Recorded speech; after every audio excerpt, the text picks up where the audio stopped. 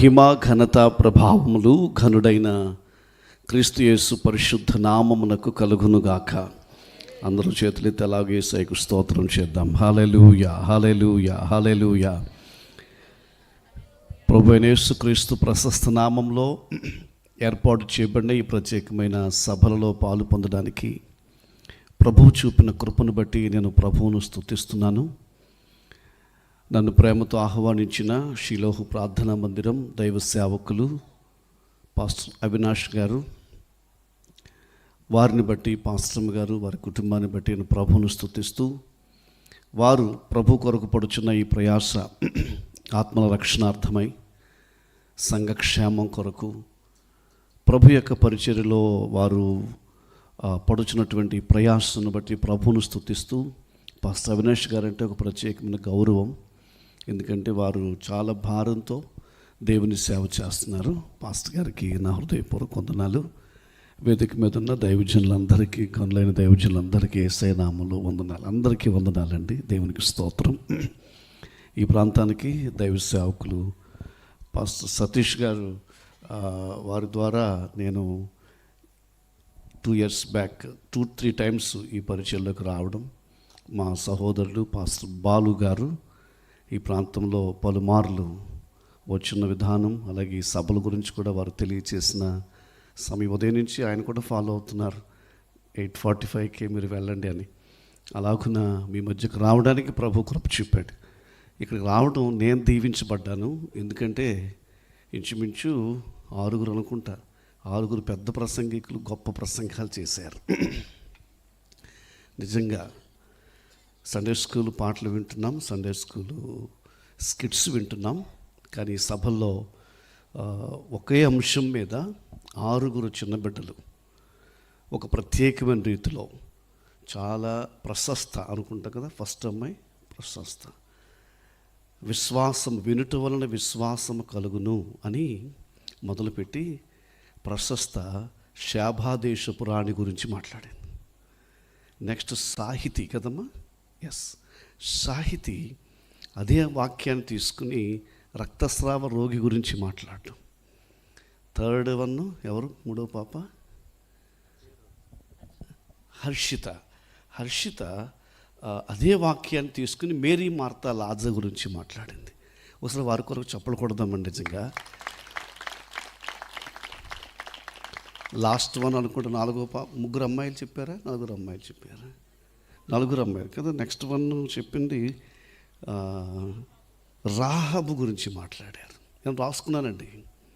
ఒక పెద్ద ప్రసంగికులు ప్రసంగం చేస్తే ఎలా రాసుకోవాలనిపించిందో ఈ 6 చెప్పి నేను రాసుకున్నానండి. నేను చాలా ఇంప్రెస్ అయ్యానండి. రాహాబు గురించి కుమార్తె ఎవరమ్మా పేరు, తనూజ, వండర్ఫుల్. ఆమె విన్నది కాబట్టి ఆ భయంకర పరిస్థితుల్లోంచి తప్పించబడింది. ఇంకా నెక్స్ట్ 2 జాన్సన్ ఏమో రాత్రంతా ప్రయాసపడిన ఏ చేప దొరకకపోయినా యేసయ్య మాట విన్నందున వెంటనే విస్తారమైన చేపలు దొరికాయని. ఇక లాస్ట్ వన్ పాల్సన్ ఏమో శతాధిపతి గురించి మాట్లాడటం. నేనైతే ఎంతో సంతోషిస్తూ, ఇంతమంది దైవజనులు ఇక్కడ మనం ఉన్నాం కదండి. ఒక్కసారి ఈ 6 కొరకు చేతులెత్తి ఒక్కసారి ప్రభా ఈ గ్రామం నుంచి, ఈ చర్చ్ నుంచి ఇలాంటి శ్రేష్టమైన ఉపదేశాలు ఈ కడవరి కాలంలో ప్రభు అందించగలిగిన తరమును మీరు లేపండి ప్రభువా. బిడ్డలు పాడవుతున్న సమయాల్లో, ఈ తరము ప్రభువా గాడి తప్పుతున్న సమయాల్లో నీ చర్చికి వచ్చే, నీ మందిరానికి వచ్చే బిడ్డలందరూ వాక్యముతో నింపబడుదురుగాక. Lord bless this 6 children, Lord give them rhema in Jesus name. ప్రభా వారు వాక్య ప్రేమికులవుదురుగాక, వాక్య ప్రత్యక్షతలు వారికి దొరుకునుగాక. అలాగున్న వారిని నడిపిస్తున్న దైవజనులను బట్టి, సంఘాన్ని బట్టి స్తుతిస్తూ యేసు నామమున అడుగుచున్నాము తండ్రి, ఆమేన్. మంచిదండి, నిజంగానే అభినందిస్తున్నాను నేను బిడ్డలను బట్టి. దేవుని వాక్యం ధ్యానం చేద్దాం. సంఖ్యాకాండము 23వ అధ్యాయం. సంఖ్యాకాండము 23వ అధ్యాయము 20వ వచనాన్ని చదువుకుందాం. ఇదిగో దీవించుమని నాకు సెలవాయెను, ఆయన దీవించెను, నేను దానిని మార్చలేను. చదవబడిన వాక్యమును ప్రభువు మన వినికిడిలో దీవించునుగాక. దయచేసి నాతో పాటు ఈ మాట అందరూ ఒప్పుకుందామా? ఇదిగో దీవించుమని నాకు సెలవాయెను, ఆయన దీవించెను, నేను దానిని మార్చలేను. నిశ్చయంగా ఈ రాత్రి సభల చివరి రాత్రి ఈ వచనంలో ఉన్న దేవుని మాట మనందరి పక్షంగా, మన పరిచర్ల పక్షంగా, మన యొక్క కుటుంబముల పక్షంగా ప్రభు నెరవేర్చునుగాక. ఆమేన్, హల్లెలూయా. I have received his command to bless them. He has blessed and I cannot reverse it. నేను దానిని మార్చలేను. దేవుడు నాకు సెలవిచ్చాడు, కమాండ్ చేశాడు, ఆజ్ఞాపించాడు. ఏమనంటే దీవించమనే నాకు ఆజ్ఞ జారీ అయ్యింది, దీవించమనే నాకు పైనుంచి సెలవు వచ్చింది, దీవించమనే పరలోకపు ఆజ్ఞ ఆయన దీవించేశాడు. నేను మాత్రం దానిని మార్చలేను. ఈ రాత్రి సభలో కూర్చున్న మనం దేవుని బిడ్డలారా, మనము దీవించబడిన దేవుని బిడ్డలము, ఆశీర్వదించబడిన దేవుని బిడ్డలము, ప్రభువైన యేసుక్రీస్తు ద్వారా విజేతలైన దేవుని బిడ్డలం. మనం ప్రభువైన యేసునందు మనము విజేతలము. వీఆర్ విక్టోరియస్, ఆరోగ్యవంతులము, అభివృద్ధిలోనికి నడిపించబడవలసిన వారము, క్షేమము కలిగిన వారము. మనపై దేవుడిచ్చిన ఈ పరలోకపు ఆదేశాన్ని ఏ వ్యక్తి కానీ, ఏ శక్తి కానీ, ఏ పరిస్థితి కానీ మార్చలేదు, మార్చజాలదు. మార్చాలని, రివర్స్ చేయాలని ప్రయత్నిస్తున్నవాడు ఒక రాజుగారు. మార్చాలని ప్రయత్నిస్తున్న వ్యక్తి, దాని కొరకు ఆ పన్నాగం పన్నిన వ్యక్తి ఒక బలమైన రాజు. ఆ రాజుగారే దేవుని బిడ్డల మీదకు వచ్చిన ఆశీర్వాదాలు తొలగిపోయేటట్లు, శాపాలు వచ్చేటట్లు ఎంత ప్రయత్నించాడు. కానీ శాపాలు ప్రకటించడానికి వచ్చిన ఆయన ద్వారా దేవుడు చెబుతున్న మాట ఏంటి? ఇదిగో రాజుగారు మీరు ఇలా చెప్తున్నారు, కానీ నాకు మాత్రం పైనుంచి ఒక ఆర్డర్ వచ్చేస్తుంది. ఆ ఆర్డర్ ఏంటంటే దీవించమనే ఆర్డర్ వస్తుంది.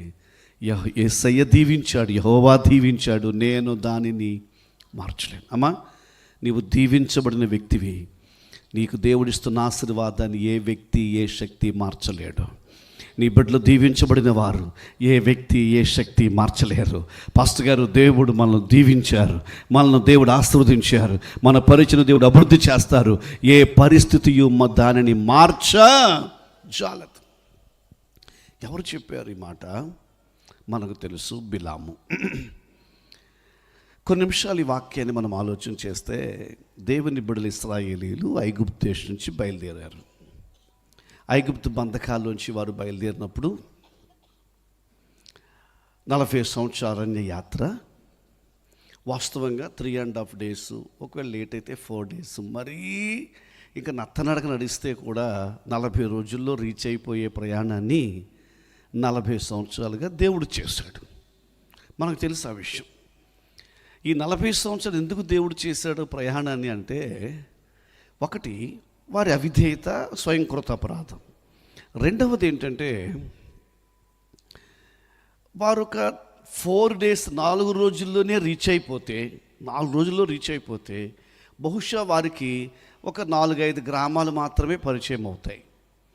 కానీ 40 సంవత్సరాల ప్రయాణాన్ని దేవుడు వారి కొరకు అలాగూ కలిగించడం ద్వారా ఎన్నో రాజ్యాలు, ఎన్నో దేశాలు, ఎన్నో ప్రాంతాలు వారికి పరిచయం అయ్యాయి. ప్రతి ప్రాంతంలో కూడా దేవుడు వారి పక్షంగా, నేను వీరి దేవుడను, నేను వీరి కొరకు కార్యాలు చేస్తాను అని దేవుడు ప్రకటించడానికి ఆలస్యం చేస్తూ వచ్చాడు. బ్రదర్, నీ లైఫ్లో దేవుడు కొన్ని వాగ్దానాలు చేశాడు. ఆ వాగ్దానాలు కొంచెం ఆలస్యం అవుతున్నాయి. అవి కొంచెం ఆలస్యం అనే దాంట్లో కూడా దేవుని ప్రేమ ఉంది, నీ పక్షంగా దేవుని ప్రణాళిక ఉంది. ఆలస్యం అయ్యే కొద్దీ దేవుని ప్రణాళికలో ఉన్నటువంటి ఔన్నత్యాన్ని గ్రహించగలిగితే దేవుని ఆలస్యం మనకెంతో మేలుగా మారుతుంది.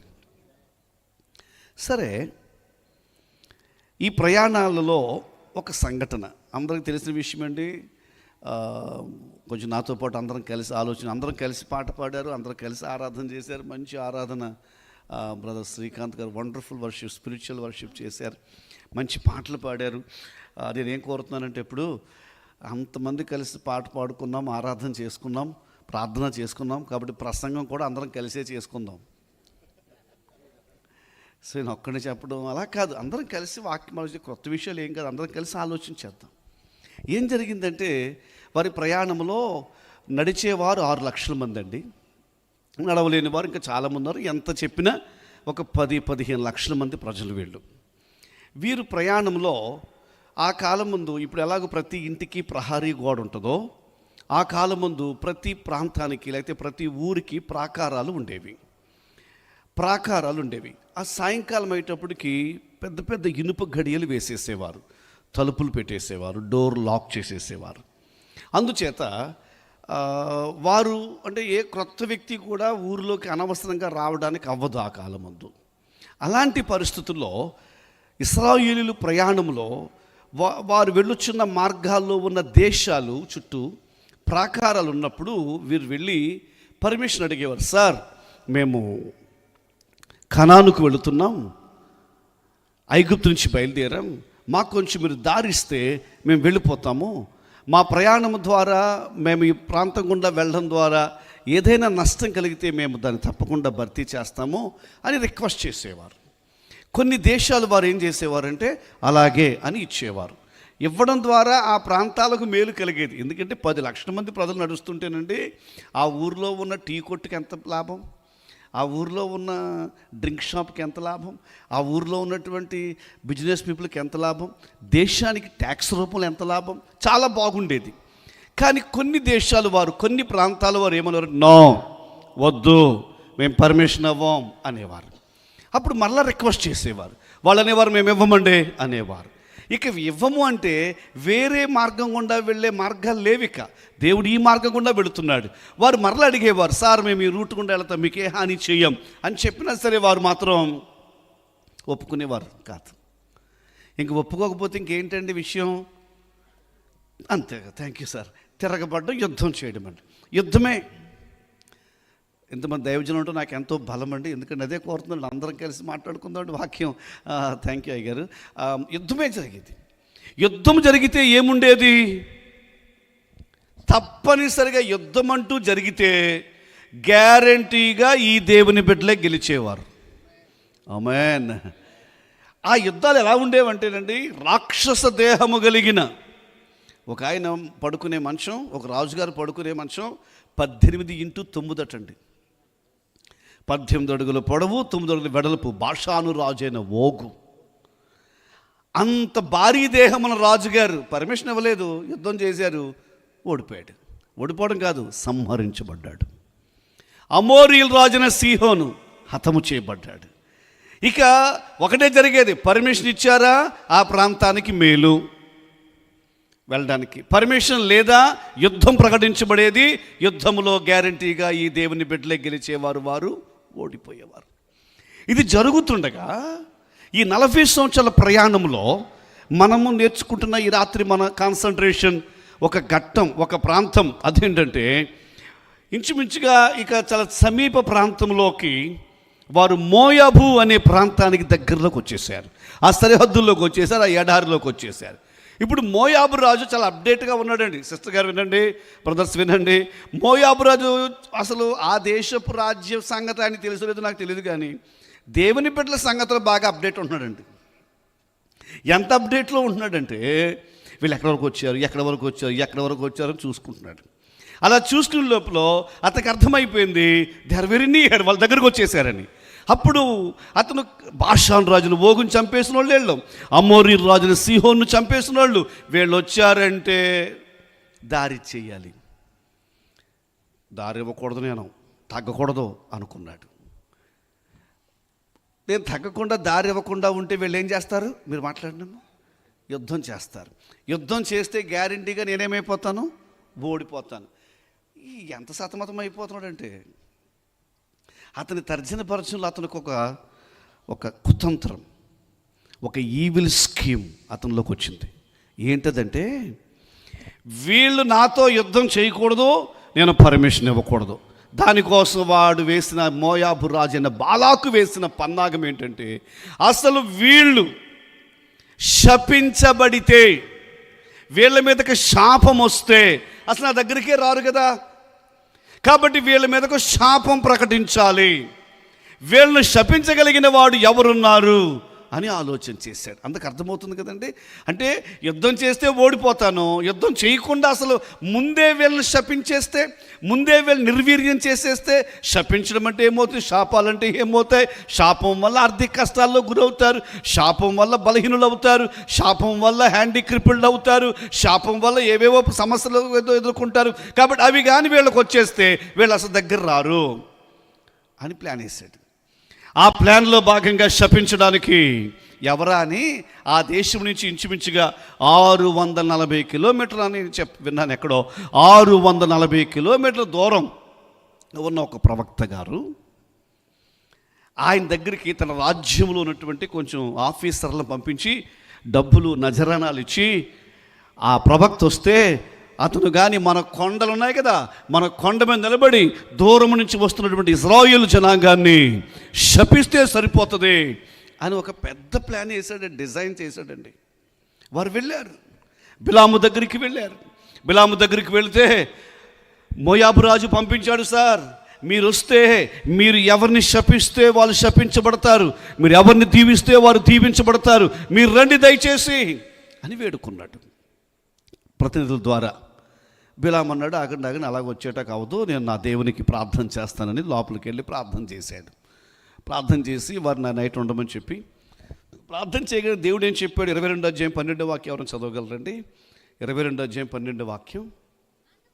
అందుకు దేవుడు, నీవు వారితో వెళ్ళకూడదు, నా ప్రజలను శపింపకూడదు, వారు దీవించబడిన వారు. ఈ రాత్రి అందరూ దేవుని సన్నిధిలో ఆత్మలో దేవుని వాక్యాన్ని విందాం. పిల్లరా, ప్రవక్తతో దేవుడు నేరుగా చెబుతున్న మాట ఏంటి తెలుసా? నీవు వారితో వెళ్ళొద్దు, ఎందుకంటే వారితో వెళ్ళొద్దు, వారిని శపించొద్దు, వారు దీవించబడిన వారు. నాకైతే చాలా సంతోషంగా ఉందండి. నన్ను గురించి పరలోకం చెబుతున్న మాట ఏంటి తెలుసా? వీరు దీవించబడిన వారు. అమ్మ, నీ గురించి దేవుడు ఏం చెప్తున్నాడు తెలుసా? వీరు దీవించబడిన వారు. ఈ రాత్రి కూర్చున్న దైవజనుల పక్షంగా దేవుడు చెబుతున్నాడు, వీరు దీవించబడిన వారు, వారు దీవించబడిన వారు, వారు ఆశీర్వదించబడిన వాళ్ళు, దే ఆర్ బ్లెస్డ్. కాబట్టి వారితో నువ్వు వెళ్ళొద్దు అన్నాడు. ఆయన బాగానే బయటకు వచ్చి, సార్ నేను రానండి, దేవుడు పర్మిషన్ ఇవ్వలేదు అని చెప్పగానే వారు వెళ్ళిపోయారు. కానీ మోయాబు రాజు పన్నాగం ఏంటో తెలుసా? ఎలాగైనా సరే చర్చికి వెళ్ళేవాళ్ళు, ప్రభు నమ్ముకున్నోళ్ళు, సున్నతి పొందినోళ్ళు, ఎర్ర సముద్రం దాటి వచ్చిన వాళ్ళు, వీళ్ళకి శాపాలు వచ్చేయాలి, అది వాని ప్లాను. ఎంత పెద్ద స్కీమో అది.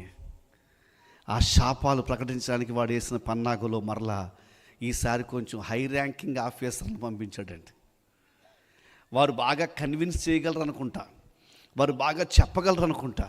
వారితో పాటు ఇంకా ఎక్కువ, సార్ మీరు కానీ వస్తే మీకు ప్లాట్లు ఇస్తాం, మీరు కానీ వస్తే మీకు కార్లు ఇస్తాం, మీరు కానీ వస్తే మీకు ఇంకా నజరానాలు ఇస్తాం, మొన్న వచ్చిన మా ప్రతినిధులు మీకు ఏం చెప్పారో వాళ్ళు మీకు సరిగా చెప్పుండరో అని చెప్పడానికి కన్విన్స్ చేయడానికి వచ్చారు వాళ్ళు. రెండో దఫా రాగానే బిలాము ఏం చేశాడో తెలుసండి? అందరికీ తెలిసిన స్టోరీ అండి, సండే స్కూల్ కథ. ఇక్కడ సండే స్కూల్ స్టూడెంట్సే పెద్ద పెద్ద ప్రసంగాలు చేస్తే, ఇక నేను చెప్పేది మీకు చిన్న సండే స్కూల్ కథలాగా ఉంటుంది. అందుకే నాతో పాటు ఆలోచిస్తూ మాట్లాడుకుందాం. చూడండి, ఈయన మోకరించి ప్రార్థిస్తున్నాడు. ప్రభు అన్నాడు, ఏంటి అన్నాడు. ఏం కాదు ప్రభా, మొన్న వచ్చారు కదా, రాజుగారు పంపాడు కదా, వాళ్ళను నువ్వు పర్మిషన్ ఇవ్వలేదు కదా, నేను వెళ్ళిపోమని చెప్పాను. ఆ రాజుగారు మరలా కొందరిని పంపించాడు, ఏం చేయమంటారు తండ్రి అని ప్రార్థన చేశాడు. అప్పుడు వెంటనే దేవుడు అన్నాడండి, కొంచెం జాగ్రత్తగా వినాలండి, అది ప్రతి పాయింట్ మనసు పెడదాం. దేవుడు అన్నాడు వెంటనే, వాళ్ళు రమ్మంటున్నారా? అవును ప్రభా, వెళ్ళు అన్నాడండి. ఆశ్చర్యంగా ఉంది కదా. జస్ట్ 2 రోజుల క్రితం ఏమన్నాడు దేవుడు? వెనకొన్న వాళ్ళు చెప్తారా?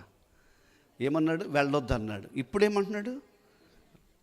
ఇదేంటండి, 2 రోజులకి ఈ ప్రార్థన వల్ల ఏం జరిగింది? దేవుడు నో అన్నాడు, తర్వాత మరలా వెంటనే ఎస్ అన్నాడు. ఇక అంతే, బయటకు వచ్చేసి సంతోషంగా చాలా హ్యాపీగా చెప్పేసాడు బిలాం, నన్ను వెళ్ళమంటున్నాడు దేవుడు, వచ్చేస్తున్నానని చెప్పి. నేను అనుకున్నప్పుడు ఫోన్లు లేవులేండి, ఉండుంటే వెంటనే అప్పటికప్పుడు మోయాబు రాజు అయిన బాలాక్కి అప్డేట్ చెప్పినట్టు వచ్చేస్తున్నాడు, మన బిలాం ప్రవక్త వచ్చేస్తున్నాడు అని చాలా హ్యాపీగా న్యూస్ వెళ్తుంది. తీరా వారు బయలుదేరారట. బయలుదేరుతుండగా ఏం జరిగింది తెలుసా? 22 వాక్యం ఒక్కసారి చూడగలరు. 22. అతడు వెళ్ళుచుండగా దేవుని కోపము రగులు కొనెను. దయచేసి ఒక్క 2 నిమిషాలండి, ఒక 3 పాయింట్లు అందరూ ఆలోచించాలని కోరుతున్నాను. ఒకసారి ప్రార్థన చేశాడు, దేవుడు అన్నాడు నో అన్నాడు. 2 రోజులాగా అదే వంశం ప్రార్థన చేశాడు, దేవుడు అన్నాడు ఎస్ అన్నాడు. దేవుడే ఎస్ అన్నాడు అని చెప్పేసి వెంటనే బయలుదేరాడు. వెంటనే ఏమొచ్చేసింది ఆయన మీదకి? దేవుని కోపము ఆయన మీద రగులు కొనెను. అంటే ఒకే వారంలో లేకపోతే ఒకే 2-3 రోజుల్లో ఏంటి ఒకే అంశం మీద 3 వైవిధ్యమైనటువంటి విషయాలు. దేవుడు నో అని చెప్పిన దేవుడు ఎస్ అని చెప్పాడు కాబట్టే కదా వెళ్ళాడు. మరి ఎస్ అని దేవుడు చెప్తే ఈయన మరలా బయలుదేరి వెళుతుంటే దేవుని కోపం ఎందుకు వచ్చింది ఆయన మీదకు? ఈ రాత్రి మనం గమనించాల్సిన ఒక విషయం ఉందండి. దేవుని బిడ్డలు చాలా విషయాలు మనం ప్రార్థన చేస్తాం. ప్రార్థన చేస్తుండగా దేవుడు నో అంటాడండి. ఆ పొలం కొనే విషయంలో దేవుడు అన్నాడు నో అన్నాడండి. మరలా 3 రోజులు ఉపవాసం పెట్టుకున్నామండి, దేవుడు అన్నాడు ఓకే అన్నాడండి. ఒక వివాహం విషయంలో ఆ అమ్మాయి వద్దు అన్నాడు దేవుడు, ఆ అబ్బాయి వద్దు అన్నాడు దేవుడు, ఆ మ్యాచింగ్కి వెళ్ళొద్దు అన్నాడు దేవుడు. దేవుడు నో అనగానే మనం ఓకే ప్రభా నో అని చెప్పి మళ్ళీ ఒక వారం తర్వాత మళ్ళీ ప్రేయర్ రిక్వెస్ట్ పెట్టాం, మొన్న వచ్చిన సంబంధం విషయంలో దేవుని చిత్తం ఏంటో నాకు తెలియపరచుండని. మరలా మోకరించి ప్రార్థన చేశాం. ఆశ్చర్యం ఏంటి తెలుసా? మన షాకింగ్ ఏంటి తెలుసా? దేవుడు వెంటనే ఎస్ అంటాడు. ఇంకంతే, నెక్స్ట్ డే మనం కొత్త కూటం పెట్టేసి నీ కోరికను సిద్ధింపచేసి నీ ఆలోచన యావత్తు సఫలపరచును గాక, ప్రార్థన ఆలకించి వాడు అనే పాట పాడుతూ అనేక మొత్తం మీద అడుగువాటి కంటే అధికంగా. అంటే దేవుడే ఎస్ అన్నాడు కదా. తీరా దేవుడే ఎస్ అన్నాడు అని చెప్పేసి ఆ పెళ్లి చేసుకుంటే, దేవుడే ఎస్ అన్నాడు కదా నా స్థలం కొంటే, దేవుడే ఎస్ అన్నాడు కదా నా బండి కొంటే, కరెక్ట్గా 2-3 రోజుల తర్వాత, 2-3 నెలల తర్వాత, 2-3 సంవత్సరాల తర్వాత అదేది ముందుకెళ్ళేలా కనబట్టలేదు.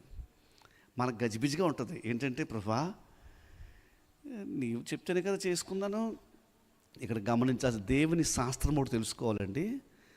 దేవుడు నో అన్నాడు అనుకోండి పిల్లరా, ఇక మరొకసారి ఎస్ అండండి. దేవుని నో అంతే.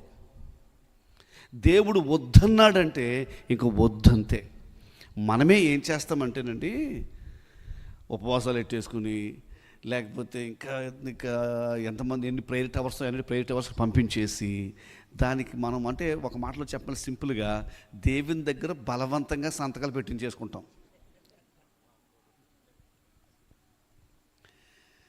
కొన్ని పర్యాయాలు దేవుడు మనకిచ్చినవన్నీ దేవుని చిత్తములోనివి కావు. దయచేసి ఆ విషయాన్ని గమనించాలి. మనం అడిగినవన్నీ పొందేశామని కదా, God has given us, God has granted to us, కానీ దట్ డజంట్ మీన్ అది దేవుని చిత్తమని కాదు. ఇజ్రాయేలులకు రాజును ఏర్పాటు చేయడం దేవుని చిత్తము కాదు. వాళ్ళు పదే అడిగారు, దేవుడే ఇచ్చాడు. కానీ దేవుడు ఏం చేస్తారో తెలుసా? ఇది భలే విచిత్రంగా ఉంటుంది. మన బిడ్డలు అడుగుతారు, ఐస్ క్రీమ్ అడుగుతారు, వద్దు అంటాము. మరల అడుగుతాడు, వద్దు అంటాము. సరిగ్గా ఏం జరుగుతుందంటే మనం వద్దనే కొలితే ఐస్ క్రీమ్ బండి ఆయన కూడా మన ఇంటి దగ్గరే హార్న్ వేస్తాడు. అప్పుడు ఇంకా పిల్లలు మరీ అడుగుతారు, మనం వద్దన్నాము, వాడు దొల్లేశాడు. అప్పుడు నువ్వేం చేస్తావు? వద్దన్న నువ్వే లోపలికి వెళ్ళి ఐస్ బండి దగ్గరికి వెళ్ళి ఉన్న దాంట్లో మంచిది కొనిస్తావు. సాయంకాలానికి రంప పట్టవచ్చు, సాయంకాలం జలుబు చేయొచ్చు, ఏదో జరగవచ్చు. ఇప్పుడు అంటే ఇచ్చేటప్పుడు వద్దన్నావు, కానీ ఇచ్చేటప్పుడు దేవుడు ఏం చేస్తాడు? మా తండ్రి ఏం చేస్తున్నాడు? ఇచ్చేది ఏదో కొంచెం మంచిదే కొంటున్నాడు. అలాగే దేవుడు చేస్తున్నాడు. మనలో ఈ రాత్రి చాలామంది దేవుని చిత్తములో లేనివి చాలా పొందేసుకున్నారు. దేవుని చిత్తం అంటే మనము కలిగి ఉన్నవన్నీ దేవుని చిత్తము కాదు. ఈవెన్ ప్రార్థన ద్వారానే పొందుకున్నామన్నవన్నీ కూడా దేవుని చిత్తము కాదు. అందుకనే యేసయ్య ప్రార్థిస్తూ గెత్సెమనే తోటలో ఏం ప్రార్థించారు అని అంటే, ప్రభువా నాకైతే ఆ సిలువను చూస్తున్నప్పుడు ఈ కప్పు తొలగించు నాయన, అయినను నా ఇష్టం కాదయ్యా నీ చిత్తమే. ఈ రాత్రి ఒక ప్రార్థనలో ఒక మార్పు చేసుకుందాం. మనము దేవుని దగ్గర బలవంతంగా సంతకం పెట్టించేసుకోవడం కాదండి. మనమే ఒక బ్లాంక్ పేపర్ మీద సంతకం పెట్టేసి ఏసైకి ఇచ్చేద్దాం. అర్థమైందండి? ఏసయ్యే నింపనివ్వండి, ఏసయ్యే చేయనివ్వండి, ఏసయ్యే ఇవ్వనివ్వండి. ఆయన ఏమి ఇస్తే అది దానికి సంతకం పెట్టేస్తున్నాను. ఆయన ఎక్కడికి వెళ్ళమంటే దానికి సంతకం పెట్టేస్తున్నాను. ఆయన ఏం చెప్పమంటే దానికి సంతకం పెట్టేస్తున్నాను. నా ఇష్టము కాదు, నీ ఇష్టమే. చాలా పర్యాయాలు మన పరిచర్యలో, మన సేవలో, మన కుటుంబాల్లో, మన బిడ్డల విషయంలో, మన ఉద్యోగాల విషయంలో, మన కెరీర్ విషయంలో దేవుని చిత్తంలో లేకుండా మనం తీసుకుని నలిగిపోతున్న సందర్భాలు ఎన్నో ఉన్నాయి. సరే, దేవుని కోపం రగిలిపోయిను. ఈయన గాడిద మీద వెళ్ళిపోతున్నాడు, పర్మిషన్ దొరికింది అనుకున్నాడు కదా. గాడిద మీద వెళ్తుంటే దేవుని దూత గాడిదకు కనబడింది. దేవుని దూత గాడిదకు కనబడి ముందుకు వెళ్ళనివ్వట్లేదు. ఆయనకేమో టైం అయిపోతుంది, రాజుగారు పిలిచారు, మరీ లేటుకి వెళ్తే కంగారు పడిపోతున్నాడు. ఆయన కంగారు పడుతుంటే ఏం చేస్తుంది తెలుసా? దాన్ని కొంచెం సీరియస్ అవుతుంటే ఆ గాడిద ఏం చేస్తుంది తెలుసండి? మీరు తప్ప 22-23-4 అధ్యాయాలు చదవండి. ఆ గాడిద ఏం చేస్తుందంటే, ఏ వైపు గోడ ఉంటే ఆ వైపుకు గోడకు తీసుకెళ్ళి ఈ కాలుకు, బిలాం ప్రవక్త గారు కాలుకి గోడ ప్రెస్ అయ్యేలాగా, షీ ప్రెస్డ్ హిస్ లెగ్, అతని యొక్క లెగ్ ప్రెస్ అయ్యేలాగా గోడ కొడుతుంది. ఇలాగెళ్ళిందని చెప్పి ఒక్క దెబ్బ వేస్తే ఆ వైపు గోడకు తగిలి ఈ కాలు ఫ్రాక్చర్ అయ్యేలాగా చేస్తుంది. ఈయన మనసులో ఏదో శోధన అనుకుంటున్నాడు తప్ప అసలు గాడ్స్ ప్లాన్లో లేని జర్నీ అనుకోవట్లేదు. అర్థమవుతుంది అందరికీ? ఈ ప్రక్క ఈ కాలు ప్రెస్ అవుతుంది, ఈ ప్రక్క ఈ కాలు ప్రెస్. దేవుని చిత్తములో లేనివి మన జీవితంలో మనం మొదలుపెట్టినప్పుడు సంకేతాలు అయితే దేవుడిచ్చాడండి. దేవుడిచ్చాడు. ఎవరికి వారు ఆలోచన చేసుకుందాం. దేవుడు ఇవ్వదగిన సంకేతాలు ఇచ్చాడు. అప్పుడైనా ఆయన ఆలోచించి ఉండాల్సిందే. దేవుని కోపం రగిలను కదా, దేవుని చిత్తం కాదు కదా, అసలు దేవుడు నో అన్నాడు కదా. లేదు, ఈ పాటికే చాలా దెబ్బలు తినేసామండి. తెలుగారు, ఇప్పటికే చాలా దెబ్బలు తినేసాం మనం. దేవుని చిత్తంలో లేని ప్రయాణం చేసి, దేవుని చిత్తంలో లేని కార్యాలు చేపట్టి, ఈ పాటికే దేవుడు ఎన్నో సంకేతాలు పంపాడు. నో అనే సంకేతాలు ఆయన చెప్పకనే చెప్పాడు, కానీ ఇంక ఈయన రీచ్ అయిపోయాడు. ఈయన రీచ్ అయిపోతే జరిగిన విషయం మనకు తెలుసు. ఇక అప్పటికే వార్త అందింది కాబట్టి ఘనమైన స్వాగతం పలికారు. అనుకుంటున్నాను బిలాం అనుకున్నాడు, ఇంత ఘనమైన స్వాగతం కోసమే మధ్యలో శోధనలు వచ్చాయని కూడా అనుకుంటున్నాడు. మనం అలాగ అనుకుంటాం. ఎందుకంటే ఆయనట కోడిలు సమర్పిస్తున్నాడట, స్వాగత సన్నాహాలు చేపట్టాడట. సాక్షాత్తు బాలాకు రాజు వచ్చాడు. రాజు వచ్చి, అయ్యా మీరు ఎవరిని దీవిస్తారు వారు దీవించబడతారు, మీరు ఎవరిని శపిస్తారు వారు శపిస్తారంటే, ఇంక 23 అధ్యాయంలో బిలాము ప్రవక్త మాటలు చూస్తే, okay arrange an altar for me, నా కొరకు 7 బలిపీఠాలు కట్టండి, 7 బలి అర్పణలు చేయండి అని ఆర్డర్లు వేసేస్తుంటే చక్క చక్క చక్క చక్క చక్క ఏర్పాట్లు జరిగిపోతున్నాయి. అంటే మనకు అర్థమయ్యే భాషలో చెప్తున్నానండి. బహుశా మోయాబు దేశపు ఛానల్స్ అన్నీ పెట్టారు. మోయాబు దేశపు ఛానల్స్ అన్నీ పెట్టారు. రాజుగారు మాట్లాడతారు, రాజుగారి పక్కన ఉంటాడు కదా, అది కూడా నేషనల్ మీడియాని పెట్టారు. అంటే ఒకేసారి నేషనల్ మీడియాలో నుంచి మొత్తం అక్కడ ఉన్నటువంటి దేవుని బిడ్డలు శపించాలి. అందుకు అర్థమవుతుందంటే అందరూ ఒకసారి దేవునికి స్తోత్రం చెప్తారండి. సరిగ్గా నేషనల్ మీడియా అండి, మళ్ళీ మామూలు మీడియా కూడా కాదు. మోయాబు నేషనల్ మీడియాలో మాట్లాడడం మొదలెడుతుంటే, మోయాబు దేశము రాజుగారు పంపినటువంటి ఆ నజరానాలు తీసుకోవడానికి ఉవ్విళ్ళూరుతున్న బిలాము ప్రవక్తపై దేవుని యొక్క పర్మిషను పరలోకము నుంచి ఇలాగ ఆర్డర్ వస్తుందని తెలుసా?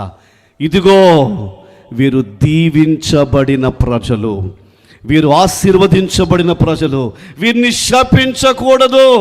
వెంటనే ఆయన చెప్తున్నాడు, వీరు ఆశీర్వదించబడిన ప్రజలు. మోయాబు రాజు బాలాక్ అనుకుంటాడు, సార్ ఇక్కడ సిగ్నల్ సరిగా లేదనుకుంటా సార్ అని ఇంకో కొండ మీదకు మార్చాడు.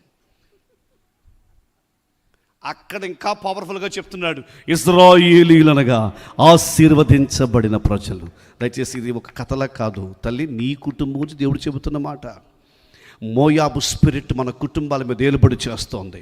మోయాబు స్పిరిట్, మోయాబు కుతంత్రాలు మన సంఘాల మీద ఏలుబడి చేస్తున్నాయి. మోయాబు తంత్రములు మన పరిచయం మీద ఏలుబడి చేస్తున్నాయి. మనము శపించబడాలి, మనము దీవించబడకూడదు, మనము నెట్టివేయబడాలి, మనము రిజెక్ట్ అవ్వాలి. కానీ ఎంతమంది ఎన్ని ప్రయత్నాలు చేస్తున్నా పరలోకపు ఆజ్ఞ అయితే ఒక్కటే, వారు దీవించబడిన ప్రజలు, ఆశీర్వదించబడిన ప్రజలు, వారు ఆరోగ్యవంతమైన ప్రజలు, వారు విజయవంతమైన ప్రజలు. 7 చోట్ల కూడా ఫెయిల్ అయిపోయాడు. ఆయన అంటాడు, ఎందుకు పిలిచానండి, నేను ఎందుకు పిలిచాను? ఆయన అంటాడు, నన్ను ఏం చేయమంటారు సార్, నాకు అక్కడి నుంచి మాత్రం పర్మిషన్ రావట్లేదు. ఏమని? శపించడానికి. ఏం పర్మిషన్ వస్తుంది? ఎలాగో వచ్చావు కాబట్టి ఇంకా వాళ్ళ ప్రయాణం బాగా జరిగేలాగా ఆశీర్వదించాయి అంటాడంటే దేవుడు. ఆమేన్, ఆమేన్. ఈ రాత్రి బిలాము స్టోరీలో నుంచి మనకు అర్థమవుతున్న ఒక విషయం, బాలాక్ అనే రాజు మోయాబు తంత్రం మనల్ని శపించాలనుకుంటోంది. దాని కొరకు రాజులను పెట్టింది, ప్రవక్తలను పెట్టింది, నాయకులను పెట్టింది, ఎన్నో వ్యవస్థలను పెట్టింది. ఎన్ని వ్యవస్థలు వచ్చి ఎన్ని పనులు చేసినా దేవునికి స్తోత్రం, మనల్ని మాత్రం ఎవరు శపించలేరు, మనల్ని మాత్రం ఎవరు ఆప్ చేయలేరు. అందరూ ఒక 6 నిమిషం యేసు రక్తం చెప్తారండి. యేసు రక్తం, యేసు రక్తం, యేసు రక్తం. Thank you lord, thank you lord, thank you lord.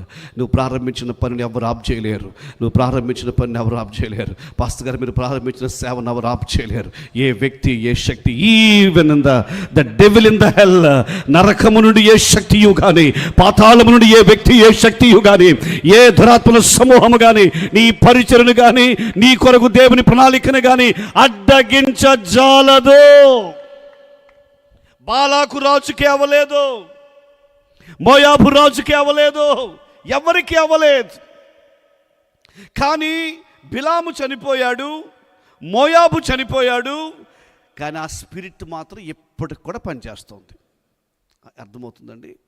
వ్యక్తిగా బిలాము చనిపోయాడు, వ్యక్తిగా మోయాబు రాజు చనిపోయాడు, వ్యక్తిగా మోయాబు రాజ్యం అంతమైపోయింది, కానీ ఆ స్పిరిట్ పనిచేస్తోంది. ముఖ్యంగా ఈ కడవరి కాలంలో ప్రకటన పుస్తకం మనం చదివినప్పుడు, బిలాము బోధన అనుసరించి వారు నీలో కూడా 2 స్పిరిట్లు పాత నిబంధన నుంచి అలా కంటిన్యూ అవుతున్నాయి. యెజబెల్ స్పిరిట్ ఒకటి, బిలాము స్పిరిట్ ఒకటి. ఈ మోయాబు తంత్రం ఏంటండి? ఎంతమందికి అర్థమైందండి? మోయాబు పన్నాగం ఏంటి చెప్పండి?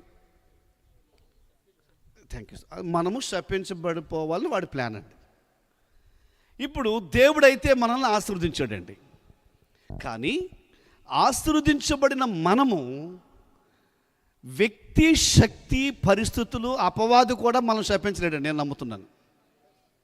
కానీ శాపాలు కానీ వచ్చాయంటే ఆ శాపాలు నేనే కొని తెచ్చుకుంటే తప్ప, అపవాదికి నేను డోర్ ఓపెన్ చేస్తే తప్ప వాడు నా ఇంట్లోకి రాలేడండి, రాలేడు.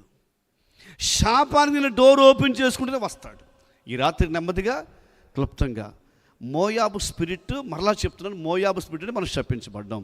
ఈ శాపాలు మనకు ఎలా వస్తాయి? నమ్మిన దేవుని బిడ్డల మీదకి శాపాలు ఎలా వస్తాయి? అందరం కలిసి వేగంగా 1-2 తలంపులు ఆలోచించేది జ్ఞాపకం.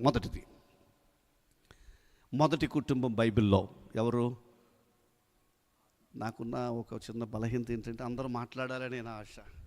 ఓకే, మీరు మాట్లాడి, మీకు తెలిసిందే అదే. మొదటి కుటుంబం ఆదాము హవ్వలు. వారికి ఎంతమంది కొడుకులు? కయీను, హేబేలు. అంటే 4 కదా. ఇప్పుడు కయీను పెద్ద అబ్బాయి. కయీను పెద్ద కొడుకు గురించి బైబిల్ ఏం చెప్తుంటే 4వ అధ్యాయం 9వ వాక్యం అనుకుంటా, ఆదికాండంలో ఏముంటుంది?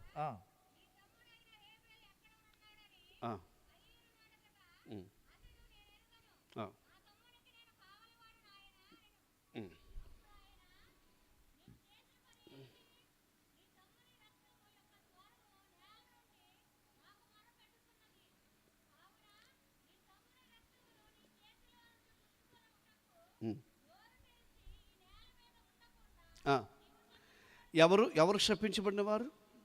నీవు. ఎవరు అంటున్నారు ఈ మాట? దేవుడు అంటున్నాడు. ఎవరితో? కయీను ఎవరండి? మందిరానికి వచ్చినాడు. కయీను ఎవరండి? కానుక ఇచ్చినాడు. అసలు చెప్పడం అందరికంటే ముందు కానుక ఆయన ఇచ్చాడు. కానీ ఆయన శపించబడ్డాడట. ఎందుకు శపించబడ్డాడు? కయీను ఎందుకు శపించబడ్డాడంటే, కయీను అనే పేరు ఇక్కడ ఎవరికి ఉండదని నేను నమ్ముతున్నాను. ఇక్కడ అన్ని మంచి మంచి పేర్లు ఉన్నాయి. సాహితీ ప్రశస్త వండర్ఫుల్ నేమ్స్ ఉన్నాయి. కయ్యని పేరు ఎక్కడ ఉండదు. కయ్యని పేరు ఉండదు కానీ సార్, కయ్యని దయ్యం మాత్రం అప్పుడప్పుడు కొంతమందికి పట్టుకుంటుంది. కయ్యని దయ్యం ఎలా ఉంటుందంటే జస్ట్ ఈ సభలు జరుగుతున్నాయి కదా, సభలు పెట్టాలి గారు అన్నిసార్లు కండి సంవత్సరం మానొద్దండి అని బలపరుస్తాడు. కయ్యను బలపరుస్తాడు. బహుశా కొంచెం బాగానే ప్రోత్సాహకరంగా ఉంటాడు. కానీ అదేమిటో తెలియదు, కానీ బలపరిచిన ఆయనే సభలో మొదటి రోజు చాలా లేటుగా వస్తాడు. అసలు వచ్చాడు లేదో కూడా కయ్యని తెలియదు. మరి రాలేదు కాబట్టి మధ్యాహ్నం 4 గంటలకే కొంతమంది వచ్చి కుర్చీలన్నీ సర్దారు. మధ్యాహ్నం 5 గంటలకే వచ్చి, సాయంకాలం 5 గంటలకే వచ్చి ఇవన్నీ సర్దారు. వాతావరణం కొంచెం మేఘావృతమైనందున కొంతమంది మోకాళ్ళు వేసి ప్రార్థన కూడా చేశారు. ఈ కయ్యని బ్రదర్ మాత్రం మధ్యలో వస్తాడు. ఇది సభలు ప్రోత్సాహపరిచిన ఆయనే మధ్యలో వస్తాడు. కాబట్టి పాస్టర్ గారు ఏం చేస్తారు, సహజంగా ఈ రోజైనా లేకపోతే సండేనైనా ఎప్పుడైనా ఓట్ ఆఫ్ థ్యాంక్స్లో చెప్పినప్పుడు తప్పకుండా ఈసారి పర్యాయము ఆ కుటుంబం చాలా బాగా సహకరించారు, ఈ పర్యాయము ఈ బ్రదర్స్ చాలా మంచిగా కుర్చీలు వేశారు అని చెప్తారండి. ఇంకంతేనండి, బ్రదర్కి పట్టేది కయ్యని దయ్యం. ఆ కయ్యని దయ్యం యొక్క లక్షణం ఏంటంటే సంఘములో పొగిడితే ఆయన్నే పొగడాలి, ఇంకెవరిని పొగడా కావదు. ఆయన పని చేసినా పని చేయకపోయినా, ఆయన వచ్చినా రాకపోయినా ఆయన్నే పొగడాలి, లేదా ఇంకెవరిని పొగడకూడదు. ఆయన్ని కాకుండా ఎవరినైనా పొగిడారా ఆయనకు వచ్చేంత కోపం. మీరు ఎంత సైలెంట్ అయ్యారేంటండి? అంటే ఇక ఆయన కయ్యని స్పిరిట్ ఎటువంటిదంటే ఆయన ఇతరులను పొగిడితే తట్టుకోలేడు. ఎంత కోపం వచ్చేసిందంటే దేవుడు మాట్లాడుతుంటే దేవునితో మాట్లాడకుండా బయటికి వెళ్ళి ఆ హేబేలును చంపేశాడు. మందిరములో, సమయపాపాన్ని బట్టి ప్రతి వివరం అనుకోవట్లేదు, but let me go directly. మందిరములో దేవుని సంధికి వచ్చి కోపగించుకునే వాళ్ళు శపించబడతారు.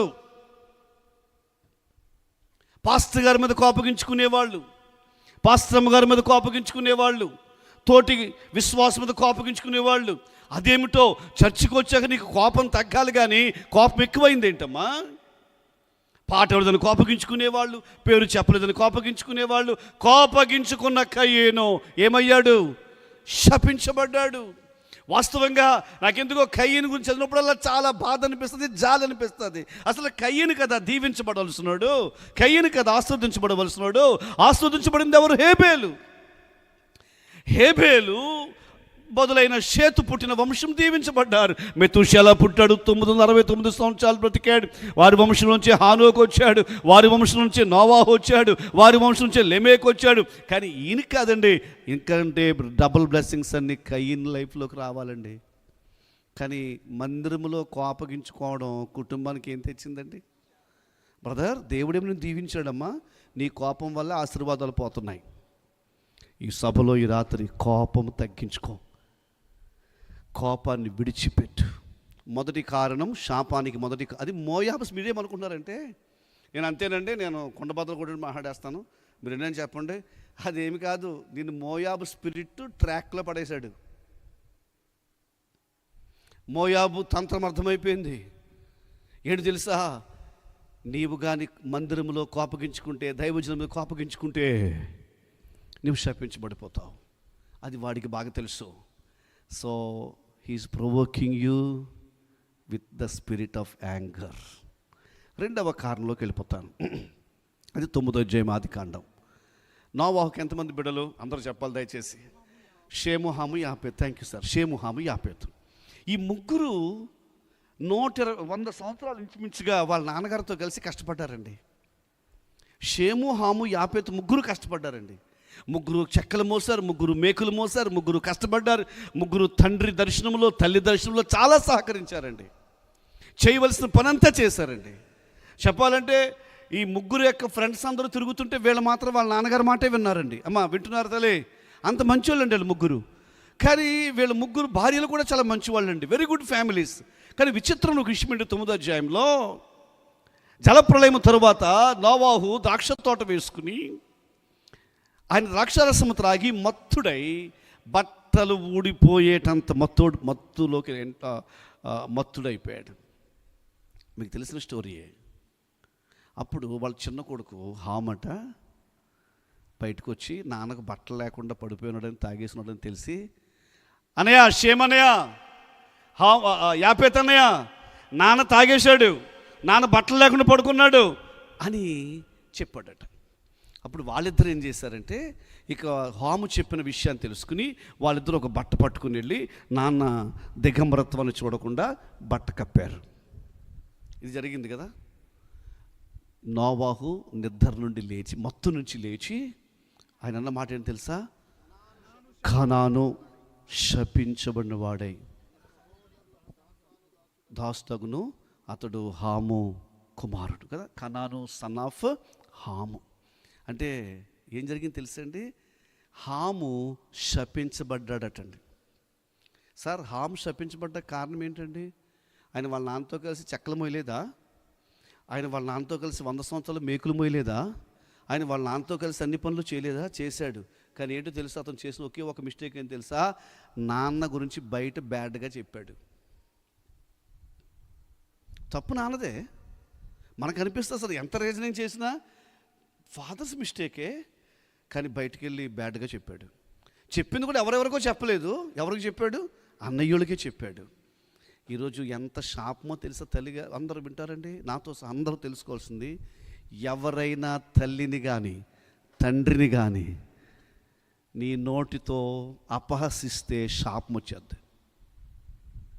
మాకు అర్థమవుతుంది. నిన్నే కదా మదర్స్ డే జరిపారు, అందరూ selfie photos, happy Mother's Day, happy Mother's Day నేను పెట్టేసుకున్నారు. ఇవాళ అమ్మ మాట అనలేదు. అసలు నేను రాత్రి వినుండరు.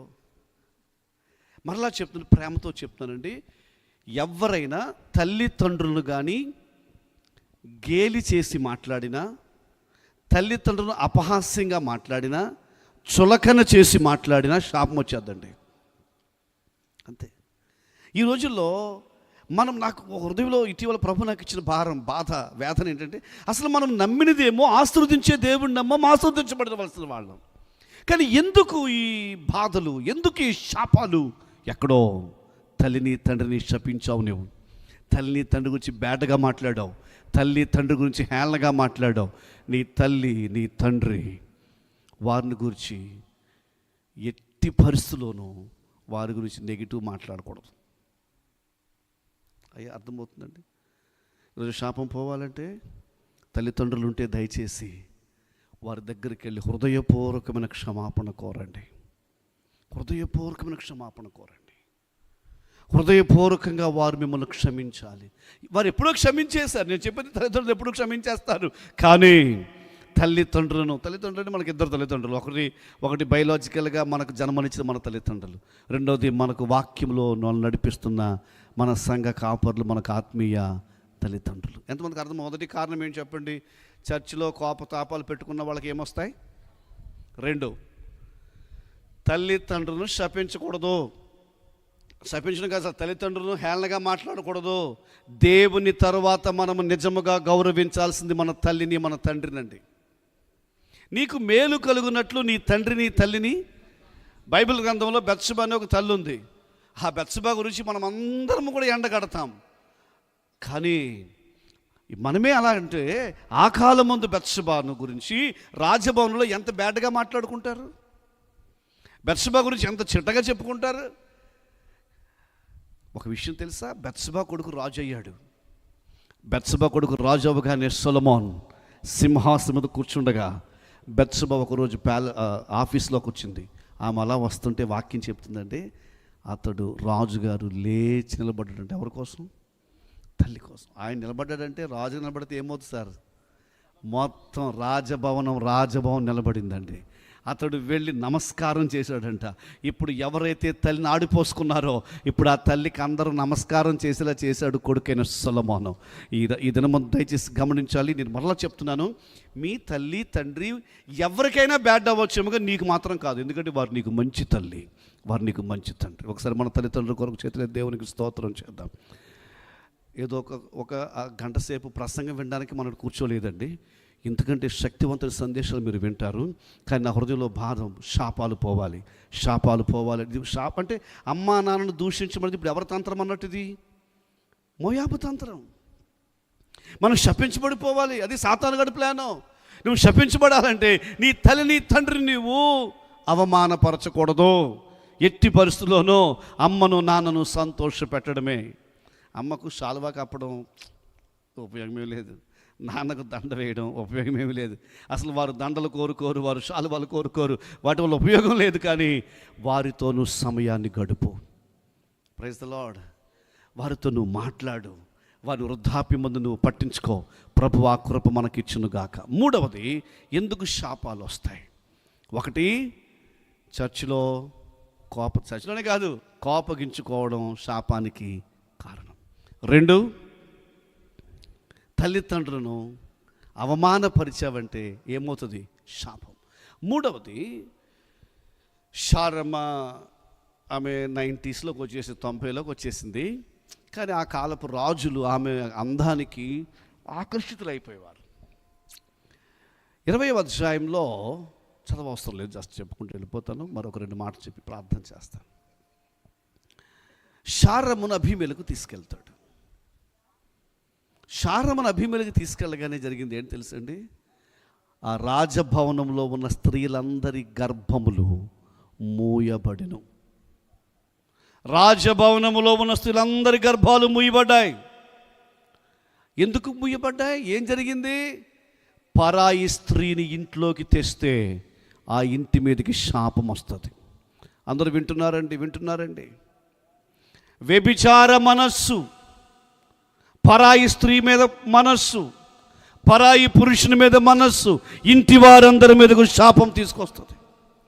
ఒక్క వ్యక్తి చేసే తప్పిదం బహుశా ఆ వ్యక్తికి మాత్రమే కాదు, వ్యభిచారము, జారత్వము, పరాయి పురుషుని మీద, పరాయి స్త్రీ మీద చేసే తప్పిదాల వల్ల మొత్తం ఆ ఇంటంతటి మీదకు శాపం వస్తుంది. పిల్లరా, దేవుని వాక్యం మనకు స్పష్టంగా చూస్తాం. అక్కడ మనం శారాను బట్టి వారందరి గర్భములు మూయబడరు. యేసయ్య నామములో ఈ రాత్రి ఆ పాపము నుంచి విడుదల ప్రభువును గాక. ఆ పాపము నుంచి విడుదల, వ్యభిచారం నుంచి విడుదల కావాలి. వ్యభిచారం నుంచి విడుదల. వ్యభిచారపు మనస్సు అంటే, అసలు వ్యభిచారం అంటే పాత నిబంధనలో స్త్రీతో లైంగిక అక్రమ సంబంధం కలిగి ఉంటే పాపం. క్రొత్త నిబంధనలో ఒక స్త్రీని గూర్చి చెడు తలంపు కలిగి ఉంటేనే ఆల్రెడీ పరలోకంలో ఉన్నటువంటి రెడ్ బుక్లో రాసేసినట్టు ఏమంటే నువ్వు పాపం చేసినట్టే, వ్యభిచారం చేసినట్టే. ఆ మనస్సు వల్లే శాపాలు వస్తున్నాయి. ఈ సభ దేని కొరకు తెలుసా? అటువంటి పాపం వల్ల వచ్చిన శాపము నుంచి విడిపించడానికి దేవుడు ఈ సభను ఏర్పాటు చేశారు. ఎన్నో సభల్లో పాల్పొందావమ్మా, ఎన్నో సభల్లో వాక్యం విన్నారు బ్రదర్. కానీ రాత్రి ప్రభు కోరుతున్నాడు, నువ్వు శాపము నుంచి విడిపించబడాలి. హల్లెలూయా. వ్యభిచారపు మనస్సు ఒక వ్యక్తిని, ఆ వ్యక్తి ద్వారా ఇంతంతటి మీదకు ఏం తీసుకొస్తుంది? శాపం. మలాకీ ప్రవచనంలో మనకందరికీ తెలిసిన మాట, 9వ అధ్యాయం 3వ అధ్యాయం 9వ వాక్యం ఏముంటుంది? నా జనులు నా యొద్ద దొంగిలిచూనే ఉన్నారు, వారు శాపగ్రస్తులై ఉన్నారు. అంటే శాపానికి మరొక కారణం మలాకీ ప్రవచనంలో ఉన్నట్లు ఆర్థిక విషయంలో దేవునికి నమ్మకంగా లేకపోవడం. పాత నిబంధన సంఘం ఇశ్రాయేలీయులు దశమ భాగములు ఇవ్వని కారణము చేత వారు శపించబడ్డారట. ఆర్థిక శాపాలు వచ్చాయట. ఫైనాన్షియల్ ఖర్చు వచ్చిందంటే వాళ్ళకి, ఆర్థికంగా వారు శాపగ్రస్తులు అయిపోయారు. దేవునికి ఇవ్వవలసిన అర్పణలను మనము తప్పక ఇవ్వాలి, దశమ భాగమును మనము తప్పక ఇవ్వాలి. దేవునికి స్తోత్రం చేద్దాం. హల్లెలూయా. నేను గతం కూడా చెప్పానేమో నాకు తెలియదు, కానీ మరలా ప్రస్తావిస్తానంటే శాపం ఎలాగ వస్తుంది దేవునికి ఇవ్వకపోవడం. ఇప్పుడు ఏ సీజన్ అండి ఇది? ఏ ఫ్రూట్స్ దొరుకుతాయి? మామిడి పళ్ళు దొరుకుతాయి. ఇప్పుడు మామిడి పళ్ళు దొరికినప్పుడు అనుకుందాం, ఈ ఫస్ట్ లైన్లో కూర్చున్నటువంటి బిడ్డలందరికీ ఒక 2 ఎకరాల మామిడి తోట ఉందనుకోండి. ఆమెను చెప్పండి, దేవుడు ఇస్తాడు. ఓకే, ఇప్పుడు 2 ఎకరాల మామిడి తోటలో ఎన్ని చెట్లు వేయచ్చు అంటారు సార్? ఎకరానికి ఎన్ని మామిడి చెట్లు ఉండొచ్చు అంటారు? 30-40 అండి. ఒక 40 అండి. 2 ఎకరాలు 80 చెట్లు వేసారండి. 80 చెట్లకు కాసినటువంటి బైబిల్ ప్రకారం ఆ చెట్టుకు కాసిన మొదటి మామిడి పండు వాళ్ళు చర్చికి తేవాలి. వింటున్నారా? మీకు దేవుడు ఇస్తాడు, తీసుకురావాలి. ఓకే, 80 చెట్లు కదా, 80 కాయలు తేవాలి.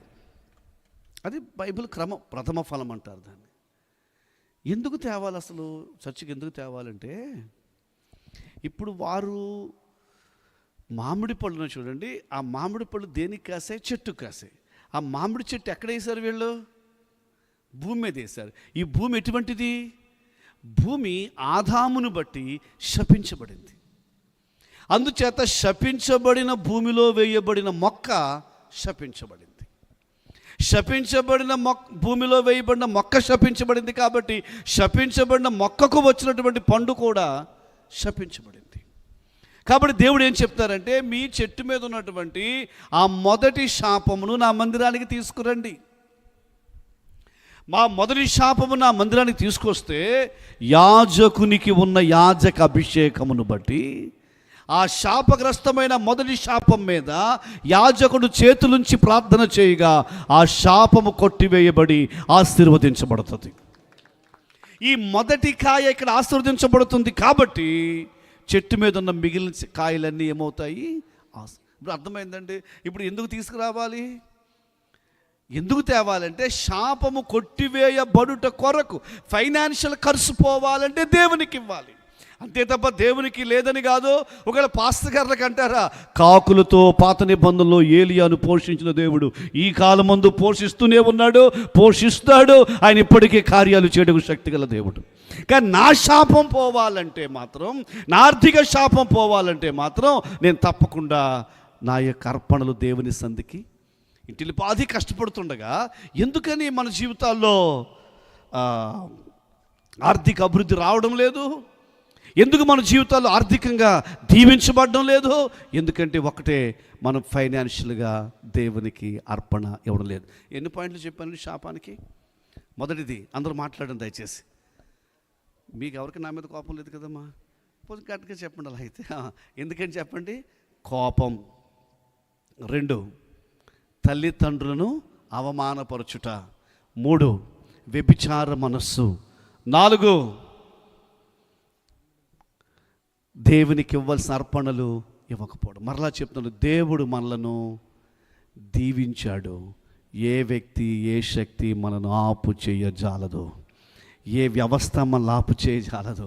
చాలామంది అనుకుంటున్నారు ఏమనంటే, దేవుని పరిచర్యకు చాలా ఆటంకాలు, అభ్యంతరాలు. కానీ దేవుని సేవకు ఒక మాట, ప్రోత్సాహంగా ఒక మాట చెప్తానండి. ఇవన్నీ సాతానుగాడు వాడుతున్న మైండ్ గేమ్ తప్ప విజయం మాత్రం దేవుని సేవకులదే. ఒకసారి అలా దేవుని స్తుతిస్తూ 3 మాటలు చెప్తాను. ఈ ప్రతికూల వాతావరణంలో సార్ దేవుడు లాస్ట్ ఇయర్ దేశమంతా నిర్గమాకాండము గూర్చి వినబడేటట్లు ఒక యవన బిడ్డ, జెమీమా అనే ఒక యవన బిడ్డను స్టేడియంలో నిలవబెట్టి దేవుడు మాట్లాడింప చేస్తే అందరు దేశమంతా ఈ దేవుని వాక్యాన్ని వినవలసి వచ్చింది ఈ ప్రతికూల వాతావరణంలో. దేవునికి స్తోత్రం. ఆ తర్వాత శాంసన్ అనే ఒక అథ్లెట్ను దేవుడు నిలబెట్టాడు. ఆ శాంసన్ చెప్పాడు, it is by God's grace అని చెప్పాడు. ఇప్పుడు మనకు తమిళనాడు ముఖ్యమంత్రి గారు, ఆయన క్రిస్టియనో లేదో నాకు తెలియదు, నాకు ఆ విషయం తెలియదు. కానీ ఒకటి మాత్రం తెలుసు, ఆయన ప్రమాణ స్వీకారం చేస్తున్నప్పుడు చాలా పెద్ద అక్షరాలతో జోసెఫ్ అని మాత్రం రాయించాడు. పిల్లరా, ప్రతికూల వాతావరణంలో దేవుడు చేస్తే చిన్నగా చేయడు. జెమీమా టాప్ లెవెల్లో, శాంసన్ టాప్ లెవెల్లో, జోసెఫ్ అనే పేరు. అసలు ఆయన ఏం చేయొచ్చండి? వాళ్ళ డాడీ పేరు సి జోసెఫ్ విజయ్ అని రాశారు కదా. కానీ వాస్తవంగా ఆయన ఏం రాయొచ్చు అంటే, అంతగా కావలిస్తే సీజే అని రాయొచ్చండి, సీజే విజయ్ అని రాయొచ్చు. అంతకు అదే తెలుసండి, సీజే విజయ్ అని రాయొచ్చండి. లేకపోతే సి చంద్రశేఖర్ జే విజయ్ అని రాయొచ్చండి. కానీ సి సైలెంట్ చేసి జోసెఫ్ అని పెట్టించారు. స్తుతించకుండా ఉండగలమా? ఆయన నాకు సెలవిచ్చెను, నేను దానిని రివర్స్ చేయలేను అని బిలామే చెప్పాడు. బిలాముకి అవ్వలేదు, ఎవ్వరికి అవ్వదండి. దేవునికి స్తోత్రం చేద్దామండి. మన ప్రాంతాల్లో ఏ శక్తికి అవ్వదండి, మన గ్రామాల్లో ఏ శక్తికి అవ్వదండి, మన ప్రపంచంలో ఏ శక్తికి అవ్వదండి. ఎందుకో తెలుసా? మనము జయశీలుడైన యేసు క్రీస్తు యొక్క వారసులము కాబట్టి వాటమి అనేది ఎటువంటిదో తెలుసా? అపజయం అనేది ఏంటి తెలుసా? It's a just mind game. వాడు జస్ట్ అలాగే ఓడిపోయారు అన్నట్టు చూపిస్తున్నాడు. ఓడిపోయినట్టు మనకు చూపిస్తున్నాడు. జార్జ్ బుష్ పాస్టర్ గారు పాడతారు కదండి, ఓటమి తప్పని రోజైనను ఓడిపోని. అంటే అసలు నిజంగా గ్యారంటీ ఓటమి అన్న రోజు కూడా మాత్రం ఓడిపోమట. హల్లెలూయా. నేను ముగింపులోకి వెళ్తున్నాను. 4 మాటలు నేర్చుకున్నాం, కానీ ఇవి మనం చేస్తే మాత్రం తెచ్చుకుంటున్నాం.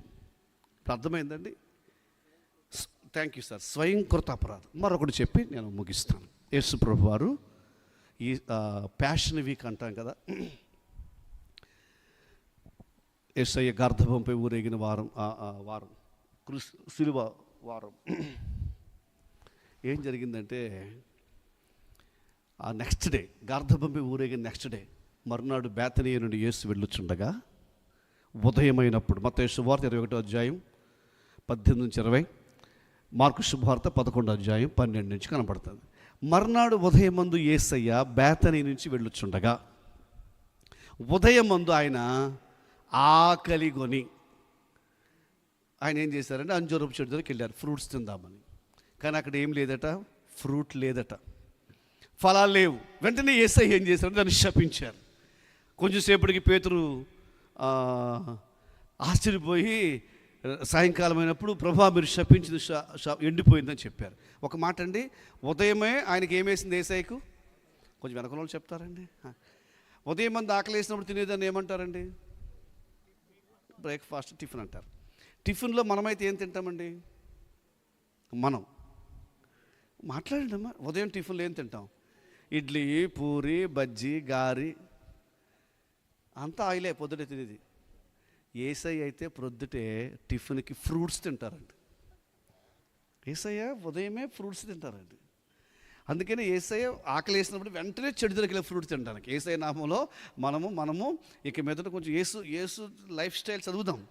ఆమేన్. ఫ్రూట్స్ మనం ఏం చేసామంటే ఫ్రూట్స్ అంటే మనకేం తెలుసా? పేషెంట్ ఫుడ్ అండి. ఫ్రూట్స్ అంటే మనకు పేషెంట్ ఫుడ్. కానీ అసలు ఫ్రూట్స్ ఎందుకు? పేషెంట్ అవ్వకుండా ఫుడ్. కానీ మనం దాన్ని ఏం చేస్తాం? పేషెంట్కి ఇస్తాం. పేషెంట్ కూడా 4 days 5 days డాక్టర్ చెప్పిన 6 రోజులు మాత్రం అది తిని ఇక నెక్స్ట్ డే నుంచి మళ్ళీ బజ్జీ, గారి. యేసుప్రభు మాత్రం ఏం చేశారు? ఫ్రూట్స్ తీసుకున్నారు. సో తీరా ఫ్రూట్స్ దగ్గరికి వెళ్ళేటప్పటికి ఏం జరిగిందంటే ఫ్రూట్స్ లేవు. యేసయ్య వెంటనే దాన్ని శపించారు.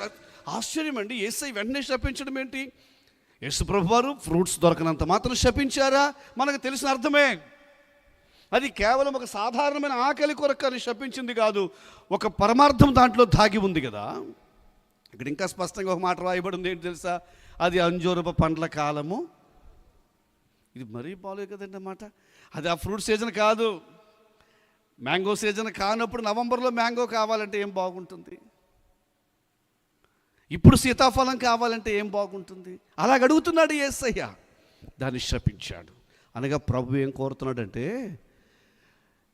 పండ్ల కాలము కాని టైంలో కూడా, సీజన్ కాని కాలములో కూడా ఫ్రూట్స్ ఫలించాలని దేవుడు కోరుతున్నారు. హల్లెలూయా, హల్లెలూయా, హల్లెలూయా, హల్లెలూయా. మనము కాయవలసిన ఫలం ఏది? ఆత్మ ఫలము. అందరూ చెప్తారండి, గట్టిగా చెప్తారండి. ఆత్మ. ఈ ఆత్మ ఫలము ఎప్పుడు నిజంగా పండాలి అంటే మనలో సీజన్ కానప్పుడు పండాలి. అందరూ వింటున్నారా తల్లి గారు? జస్ట్ ఉదాహరణ చెప్తాను. నోవాహు ఉన్నాడు కదా. నోవాహు కాలం ఏ కాలం? తినడం, త్రాగడం, పెళ్లి చేసుకోవడం, గృహాలు కట్టుకోవడం. భలే ఉందండి ఆ సిస్టమ్. తినడం, త్రాగడం, గృహప్రవేశాలు, వెడ్డింగ్ కార్డులు అండి ఎక్కువ. ఇంకవే. ఇప్పుడు వెడ్డింగ్ కార్డులు, గృహప్రవేశాలు ఉన్నాయి కాబట్టి ఇప్పుడు గృహప్రవేశం చేసుకున్న వాళ్ళు మాత్రమే కాదు, వారానికి 4 కంటిన్యూ గృహప్రవేశాలు వస్తే, నెలకు ఒక 10 వెడ్డింగ్ కార్డులు వస్తే మరి మనం కూడా షాపింగ్ చేసుకోవాల్సి వస్తుంది. నీ పెళ్ళికి వెళ్ళినప్పుడు మనము బట్టలు కొత్త కొనుక్కోవాలి. షాపింగ్లు, వెడ్డింగ్లు, తినడాలు, ఇది కాలం, సీజన్ అదే. కానీ ఆ సీజన్లోనట దేవునికి స్తోత్రం, అందరూ పెళ్ళిళ్ళకి వెళ్తుంటే అందరూ గృహప్రవేశాలకు వెళుతుంటే ఈ నోవాహు కుటుంబం మాత్రం హల్లెలూయా దేవుడు చెప్పిన దర్శనం మేరకు చెక్కలు పట్టుకుని, దేవుడు చెప్పిన దర్శనం మేరకు మేకులు పట్టుకుని, దేవుడు చెప్పిన దర్శనం మేరకు మాత్రం ఆ ఎండలో పడి, వర్షంలో పడి, మంచులో పడి వెళ్ళి దేవునికి ఒక దేవుడు చెప్పినట్లు ఒక వాడ కడుతున్నారు. అదే అన్సీజన్లో దేవుని కొరకు పండిన ఒక అద్భుతమైన పంట. హల్లెలూయా, హల్లెలూయా. ఈ రాత్రి ఏ పాస్టర్ గారి కొరకు నాకు తెలియదు, కానీ పాస్టర్ గారు మీ కొరకు ప్రభు ఒక మాట, మీరు కూడా ప్రభు కొరకు అలాగ కష్టపడుతున్నారండి, మీరు కూడా అలాగ ప్రభు కొరకు ప్రయాసపడుతున్నారండి. అందరూ వారి వారి విధానాల్లో ముందుకు ట్రెండ్ అండి అలాగే వెళ్ళిపోతుంటే, విధానం ఇలాగే ఉంది అలాగే వెళ్ళిపోతుంటే, మీరు మాత్రం అలా కాకుండా నోవాహు కుటుంబం వలె కష్టపడుతున్నారు. దేవుడు మీ నుండి ఆయన తన ఆకలి తీర్చుకుంటున్నారు. హల్లెలూయా, హల్లెలూయా, హల్లెలూయా. దానియేల్ ప్రార్థన చేయకూడదు, మోకరించకూడదు, కానీ ఆ టైంలో అందరికీ కనబడేటట్లు నిండు మోకాళ్ళు వేసి యెరూషలేము వైపు కిటికీలు తెరిచి చేతులెత్తి ప్రార్థన చేస్తున్నాడు. అసలు చెప్పాలంటే ఏ సీజన్ అంటే అది ఎవరు ప్రార్థన చెయ్యకూడని సీజన్, కానీ ఆ టైంలో ఆయన ఏం చేస్తున్నాడు? అది దేవుని ఆకలి తీర్చిన ఫ్రూటు. అర్థమవుతుందండి. దేవుని ఆకలి తీర్చగలిగిన ఫ్రూట్స్గా మనం ముందుగాక. ప్రభు తప్ప ఎంతమంది ఆశపడుతున్నారు? ఈ రాత్రి సభలోంచి దేవుడు ఒక తరాన్ని సిద్ధపరుస్తున్నారు, దేవుడు ఒక తరమును సిద్ధపరుస్తున్నారు. పాస్టర్ గారు మీరు ఆ 6 బిడ్డలకి వాక్యం ఇచ్చారు కదా, అది కేవలం ఏదో వారు ప్రాక్టీస్ చేసిందని నేను అనుకోవట్లేదు, కేవలం వారు ఏదో సాధారణమైన ఒక ప్రోగ్రామ్గా నేను భావించట్లేదు. నేను ప్రవచనాత్మకంగా నమ్ముతున్నాను. దేవుడి పరిచయం నుంచి, ఈ ప్రాంతాల నుంచి ఒక తరమును దేవుడు సిద్ధపరుస్తున్నాడు. ఎండిన నేలలో దేవుడు ఒక అద్భుతమైన సెలయేర్లు పుట్టించే దేవుడు, అరణ్యములో నీటి బుక్కలు పుట్టించే దేవుడు. ఈ ప్రాంతము నుండి దేవుడు ప్రవక్తను లేపుతాడు, ఈ ప్రాంతము నుండి దేవుడు వాక్యోపదేశం లేపుతాడు, ఈ ప్రాంతం నుంచి దేవుడు దేవుని కొరకు శూర కార్యములు జరిగించే వారిని దేవుడు లేపుతాడు. అందరూ ఒకసారి చేతులెత్తి అలాగూ ప్రభువును స్తుతిద్దామండి. ఈ సభల తదుపరి ఒక రివైవల్ స్టార్ట్ అవుతుంది, ఒక ఉద్యమం స్టార్ట్ అవుతుంది. దేవుడు కొందరిని లేపి అర్ధరాత్రి వేళ దేవుని మోకరించే వారిని దేవుడు లేపబోతున్నాడు. కొన్ని దేశాల కొరకు విజ్ఞాపన చేసే వారిని దేవుడు లేపబోతున్నాడు. వాక్య ప్రేమికులను దేవుడు లేపబోతున్నాడు. ఒక్కొక్కరు 10 మందిని సంవత్సరానికి యేసయ్య దగ్గరికి నడిపించే వ్యక్తులను దేవుడు ప్రతి సంఘములో ఇవ్వబోతున్నాడు. నమ్మకమైన పరిచారకులు దేవుడు ఇస్తాడు. దేవుడు అన్ సీజన్ లో ఒక సీజనల్ ఫ్రూట్ ను దేవుడు కోరుతున్నాడు. ఆయన ఆకలి తీర్చే వ్యక్తిగా నీవు ఉండాలని దేవుని ఆశ. ఆయన ఆకలి తీర్చే వ్యక్తిగా నీవు ఉండాలని దేవుని ఆశ. నోవాహు ఆయన ఆకలి తీర్చాడు, దానియేలు ఆయన ఆకలి తీర్చాడు, షడ్రక్ మేషక్ అబేద్నెగో ఆయన ఆకలి తీర్చారు, మొర్దెకై ఆయన ఆకలి తీర్చారు. ఆ వ్యక్తి ఇక్కడ ఉన్నాడండి, ఆ మొర్దెకై ఇక్కడ ఉన్నాడండి, ఆ దానియేలు ఇక్కడ ఉన్నాడండి, ఆ షడ్రక్ మేషక్ అబేద్నెగో ఇక్కడ ఉన్నారండి. ఈ కడవరి కాలంలో మనం సోషల్ మీడియాలో చూస్తున్న వార్తలు వేరు, దేవుడు సిద్ధపరచుకుంటున్న ఫలము వేరు. అందరు లేచి నిలబడదామా? హల్లెలూయా, హల్లెలూయా, హల్లెలూయా, హల్లెలూయా. ఒక్క 3 నిమిషాలండి, దయచేసి చేతులెత్తి లేక చేతులు జోడించి నిన్ను దేవుడు ఒక స్పెషల్గా దేవుడు చూస్తున్నారు, ఒక ప్రత్యేకించిన వ్యక్తిగా దేవుడిని చూస్తున్నాడు. ఆయన ఆకలి తీర్చే ఫలముగా నీవు ఉండాలి దేవుడు చూస్తున్నాడు. ఎన్ని ప్రమాదాల నుంచి తప్పించాడండి. అందరూ కళ్ళు మూసుకుని లెట్స్ క్లోజ్ అవర్ ఐస్. ఎన్ని ప్రమాదాల నుంచి తప్పించాడండి, ఎన్ని భయంకరమైన సమస్యల గురించి తప్పించాడండి. ఎందుకో తెలుసా? నీవు ఆయన ఆకలి తీర్చే వ్యక్తివని, నీవు ఆయన దాహము తీర్చే వ్యక్తివని, అన్ సీజన్లో దేవుని కొరకు ఫలించే ఒక ఫ్రూట్గా నీవు ఉండాలి దేవుని ఆశ. ఎందుకు నిర్లక్ష్యం చేసినట్టున్నావు? అలా చెయ్యకపోతే మాత్రం శాపమే, దయచేసి స్వరమెత్తి నోరు తెరిచి హృదయం తెరిచి, ఇది ప్రార్థించే సమయం అండి, ఇది ప్రార్థించే సమయం. దేవుడు వాతావరణాన్ని మన కొరకు ఆయన రాత్రి కార్యం చేస్తున్న సమయం ఇది. దేవునికి ఒక ఇష్టమైన తరము సిద్ధపరచబడుతోంది, దేవునికి ఒక ప్రియమైన తరము సిద్ధపరచబడుతోంది. ప్రభా నీకు స్తోత్రం ప్రభా. నీ ఆకలి తీర్చే వ్యక్తిగా నన్ను సిద్ధపరచును ఆయన, నీ దాహము తీర్చే వ్యక్తిగా సిద్ధపరచును ఆయన. Lord we thank you, Lord we thank you. అందరూ స్తుతిద్దామండి. ఓ ప్రభు కార్యం చేస్తున్న సమయం ఇది, ప్రభు కార్యం చేస్తున్న సమయం ఇది. దయచేసి హృదయంలో నుంచి ప్రార్థన రావాలి. నీ ప్రక్కన యేసయ్య ఉన్నాడు, నిన్ను దేవుడు ఒక స్పెక్యులర్ జనరేషన్గా దేవుడు సిద్ధపరుస్తున్నాడు. ఈ సమయము కొరకే, ఇలాంటి పరిస్థితుల కొరకే ఎస్తేరు దేవుడు నీకు అవకాశం ఇచ్చాడని మొర్దెకై చెప్పినట్లుగా ఇలాంటి విపత్కర పరిస్థితుల్లో ఇదిగో మనం విన్నాము ఒక జమీమా, మనం వింటున్నాము ఒక శాంసన్, మనం ఉంటున్నాము ఒక Vijay.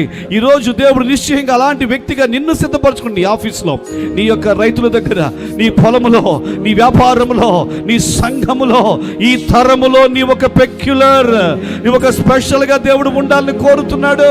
Let us pray to the Lord. Louder ఒకసారి కన్నీటితో ప్రభు దగ్గర సమర్పించుకుందాం. ఈ రాత్రి ప్రభా, నన్ను నీకు సమర్పించుకుంటానయ్యా.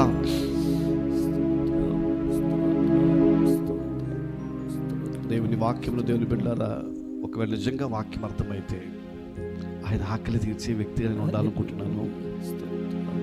మోయాబు తంత్రంలో పడిపోను, మోయాబు పన్నాగములో పడిపోను. నా దేవుడు నన్ను దీవించాడు, నన్ను దేవుడు ఆశీర్వదించాడు, నా దేవుడు ఆరోగ్యం ఇచ్చాడు, నా దేవుడు నన్ను విజేతగా నిలబెట్టారు. ఇక మీదట వెన్నుదిరుగను, నా కొరకు ప్రార్థించండి అన్న వారు ఎవరైనా ఉంటే ఎవరు కళ్ళు తెరవద్దు. సహాయం చేసే యేసయ్య మన మధ్య ఉన్నారు. ఆయన వైపు చేతులు పైకెత్తుదామా? అందరూ మన చేతులు పైకి చూపుతాం, ప్రభుకు సమర్పించుకుందాం. Lord we thank you. చేతులెత్తిన వారు ఒకసారి యేసయ్యతో చెప్పండి, యేసయ్య హెల్ప్ మీ లార్డ్, నాకు సహాయం చేయండి ప్రభు. ఒక నోవాహు కుటుంబం లాగా నా కుటుంబం, ఒక దానియేలులాగా నా ప్రార్థన జీవితం, ఒక షడ్రక్ మెషక్ అబెద్నెగోలాగా అన్ సీజన్లో దేవుని కొరకు ఫలించే వ్యక్తిగా నన్ను చేయండి ప్రభువా.